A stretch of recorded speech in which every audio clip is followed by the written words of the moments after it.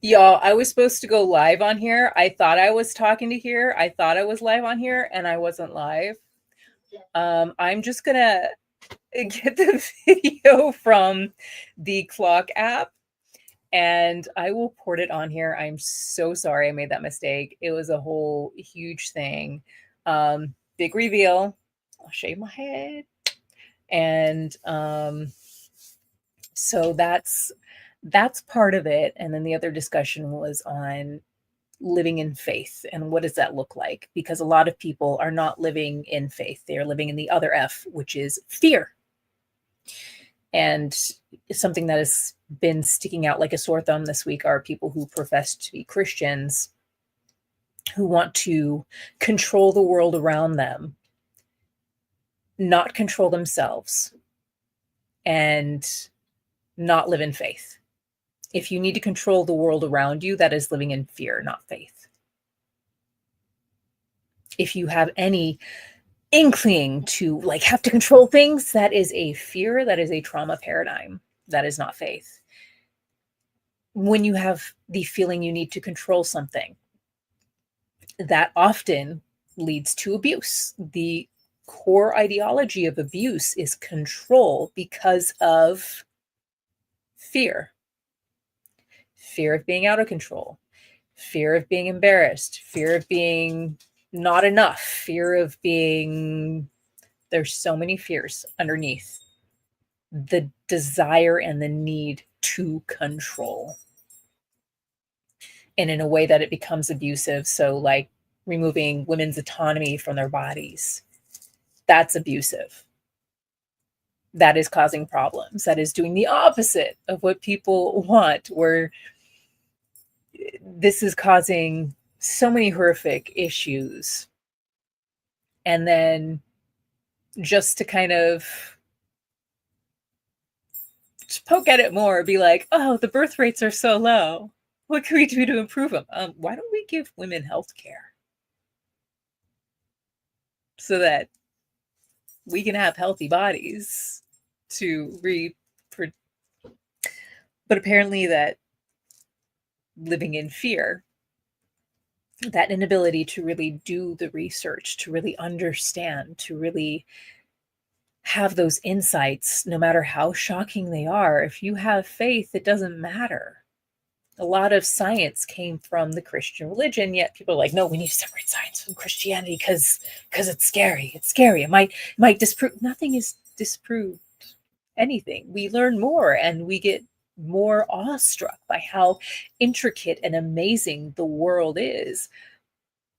Why would people want to steal that from someone? Why do Christians want to steal the ability to really step into faith on one's own free will?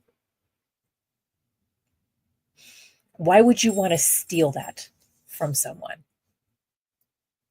They are not able to live in faith if they are living in fear. If they are pushed or forced or coerced or threatened. And that behavior of having to do that, of having to control, that's not love. That's control. Do not conflate the two. It's the same thing where people say love is pain. Love is not pain. Pain is pain.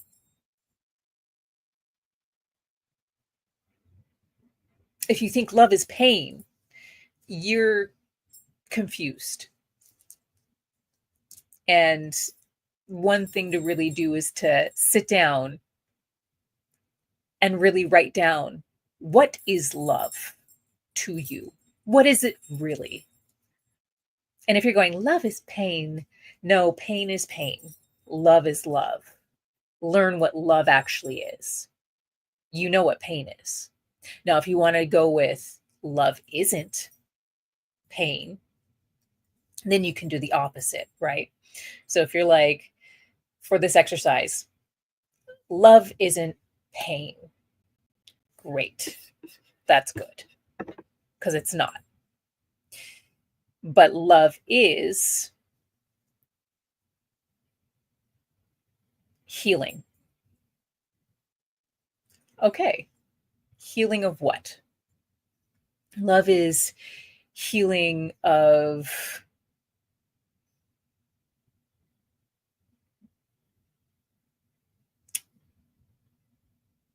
what I felt I lost by not having security or a feeling of safety. So great. Love is, so now rewrite that into love is a sense of security and safety. Love isn't control. Okay, so what is love? Love is freedom, right? So if you want to sit down and do that exercise, that is huge. Understanding what love is huge. And so many people do not know what love is. And yet they profess that they are trying to be loving and completely missing the mark. And it's been very sad because I, used to be, I can speak for the Christian market, can't speak for other ones, but for me, coming out of that space of Christianity of going, this ain't right. Like, these people are not living right. If you're supposed to be like Jesus, you're supposed to be living in faith. Like, you don't postulate among your own. You hang out with everybody. You love. You heal. You embrace. You take care of. You look after. You teach. Not force, coerce, demean, shame, blame, fearmonger, hate.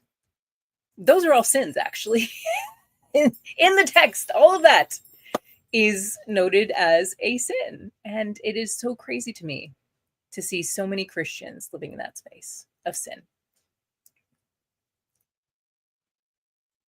And that's been done because of the ideas of self-righteousness. And if you're living in a space of self-righteousness, you are an atheist.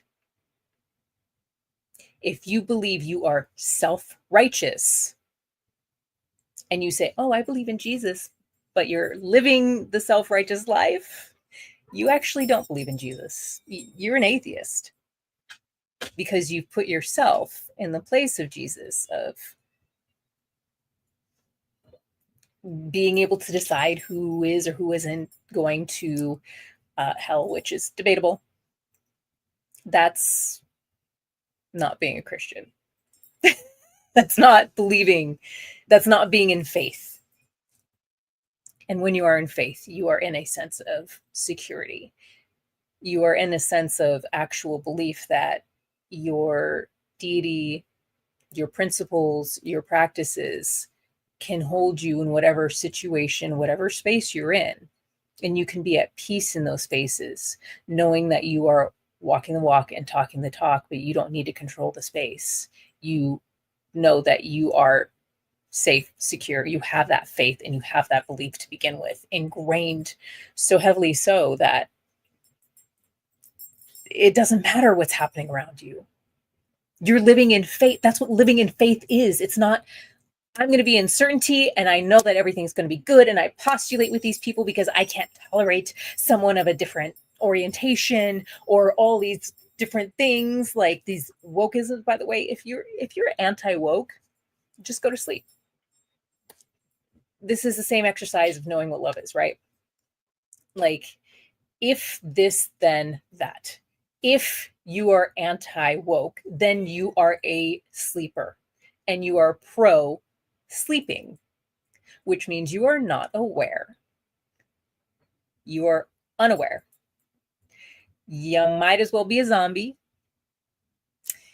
And that's literally what people are saying, but they don't want to do the inversion, or if I say this, what does it really mean? And that's another thing that gets to happen. If I'm saying something, if I'm speaking something forth, and this is kind of my specialty as a coach, I can go into, what does this really mean? So as I said, I shaved my head. So if people are like, oh my gosh, making up things about why I did it, the reason why I did it was for multiple reasons. First off, I wanted to do this for like over 10 years. So now was like the time where I was like, okay, now is a good time to do it. It's hot. It's the summer. You know, I'm outside a lot, but I also have an injury, a shoulder injury that really prevents me from being able to do my hair without re-injuring myself. I need to like reset my scalp and do some scalp work, which is kind of fun. My scalp is white, and then I have this tan line from when I part my hair and put it in the buns. That's the only thing that I'm kind of like, oh, I wish it was just like my skin tone, but I gotta tan it. But sorry, I got distracted. Coming back to the ideas that people like, if I didn't share why I did this, or if people just saw my head shaved, they're gonna be like, oh my gosh, you did it for this, or you're doing this for this. And it's like, no, that's a fantasy. That's a fantasy about me, which means I guess you like me a lot. You know, like these are what people, if someone's willing to fantasize about you, let's just say fantasizing is fantasizing. It doesn't matter how they're fantasizing about you, but fantasizing is fantasizing. So if people want to share rumors or spread rumors, speak to what is and what's really happening. Wow, they're kind of making up stuff about me. Well, what is it? What is that act of making up things? That's fantasy. So if they're fantasizing about me, that means they really like me. They really, really like me enough that I have taken up residence in their brain. So when we shift the narrative, when we shift the paradigm, where we shift our understanding of like the situation, or let me put this better, if we don't get lost in how they present the situation and really look at the empirical and very simple data that's there, then you can shift the narrative. Like there's always that other viewpoint. There is always that other looking at this of like, oh, wow, if you're going to make up stuff about me, that means you think about me a lot. I'm flattered that you would think about me so much that I have space and time in your brain. Okay. All right. Thanks. You know, it can be a compliment. It's the same thing of, you know, like the anti-woke stuff. It's like, okay, if you're anti-woke, you're a sleeper. Sleeper, go sleep. Good night. Like, why would you say that about yourself? But it's the way that the words are positioned, and a lot of people don't consider the real underlying meaning. And this is an aspect of spell work, to be honest.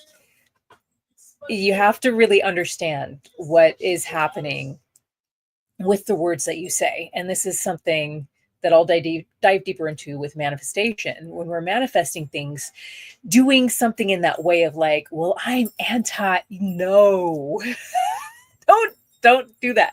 Just say, I am blank. Like that is one of the principles of manifestation, right? I am claiming it, really holding on to it, really calling it in, being very present with what is. And present is such a huge thing of understanding. When you're not living in the past, when you're not living far in the future, and you're just living here in the now and able to handle the situation. So this comes back to something that I spoke on, faith, where when you step out in faith, no matter what comes at you, you handle the present, you deal with the present. It's not like, I'm just going to kneel down and pray to God and hope that everything goes away. Yeah, I mean, you can do that. You can do that if you've really been tapped into prayer and you know how to use that space and that ability. But you're going to want to get yourself to a safe spot, right? Like, you don't want to put yourself in a really bad situation. You want to handle the situation. You want to be present within the situation, and then present with your respective deity, whether it's Allah, whether it's, you know, Jesus, God, Buddha, Krishna. Be present. Be in faith that it doesn't matter what people do. It matters how you are. Are you living in the principles of what you claim to live in? Or are you just being lost and blaming everybody else and trying to control the situation and living in these storylines or narratives that none of these deities want you in? Like, or if they do put you in that, it's like for a learning experience. Life definitely does that. Like, you'll have these experiences. The whole point is to learn from them, to grow from them, to become who you are meant to be. But you don't do that when you're not living in faith, when you're not living in the principles or the values that you are called to live in.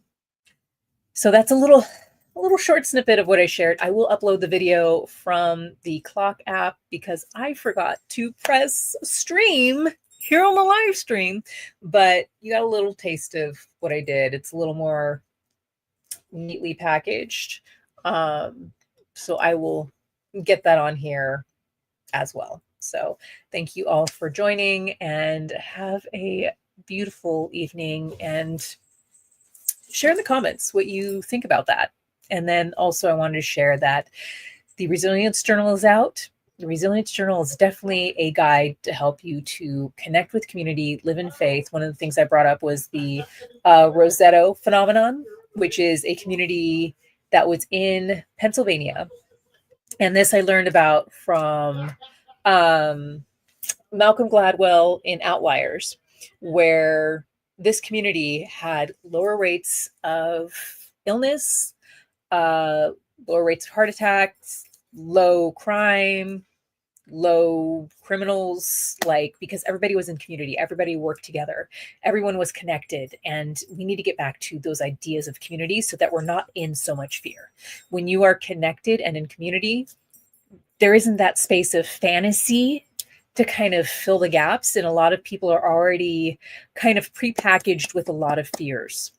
And so when people are prepackaged with a lot of fears and fear stimulation, your brain is going to go more towards a fear or dystopian mentality rather than I'm a safe, secure, faith-based mentality.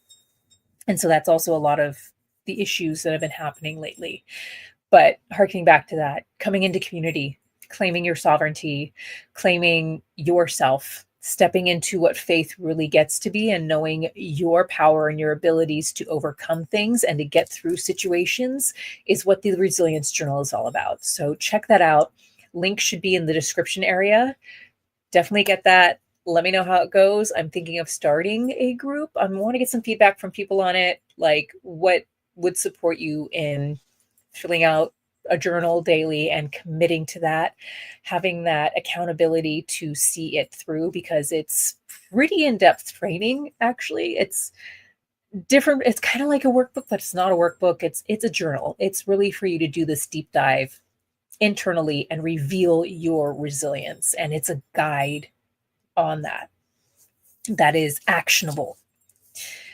So I want to support people any way, shape, form I can to really step into and embody where we get to be as civilized human beings who are flawed, but still able to empathize and have compassion with each other at the end of the day, knowing that we are not self-righteous, that we are all flawed, and that we can all come together, embrace, and live in faith and trust in not only ourselves, but in each other. So love you all. Thank you for joining in, and have a good night.